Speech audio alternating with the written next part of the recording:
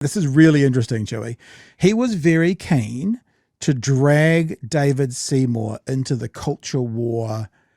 This is a big deal, and people are pushing back against the government.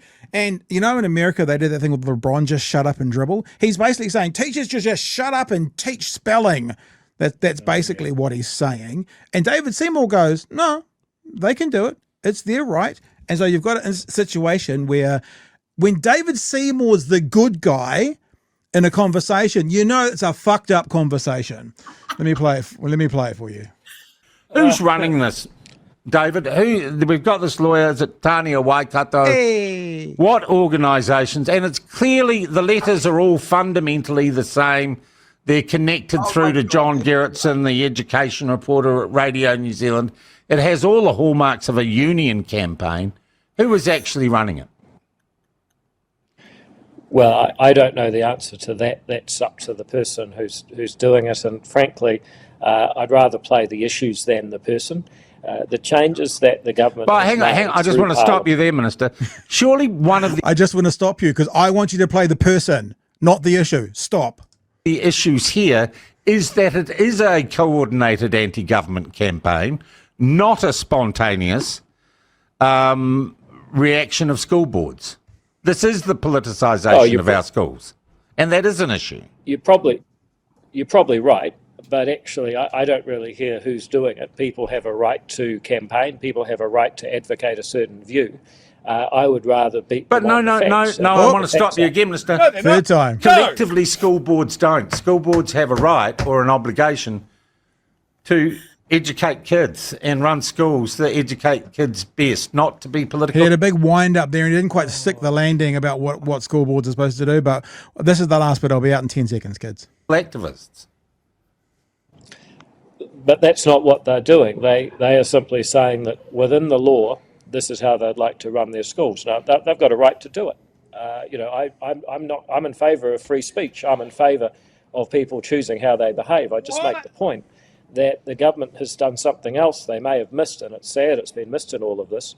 The ACT Party campaigned and won a policy where academic attainment becomes the paramount objective. And that's the other lie, that people say that you can't demonstrate obligations to Tiriti and also have academic achievement be your number one role. There's nothing saying that you can't do both, Nah, it's absolute rubbish. And it's just another line, and it's just, they've decided on their talking points and they've decided on their rhetoric around what they're going to say as to why they should take Te Tiriti out. And you're hearing the education minister rabbit the same line, and you're hearing him rabbit the same line, and they've all got the same speechwriter. But the interesting thing about that interview for me is that he has changed his tune from just a day ago.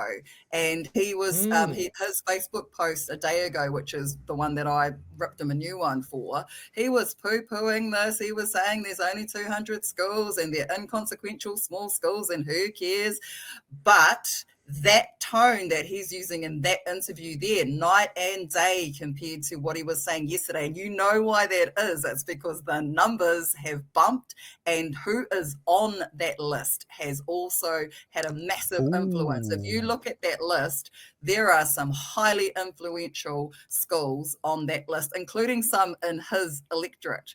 And he will be very conscious of the fact that Dio is on that list. And some of the other schools that, if he came out and criticised them in the same way that he was yesterday, he's getting himself into some hot water. And for me, that indicates the pressure that this list is creating, not just politically, but in terms of the groundswell. Like, they can count, I can count.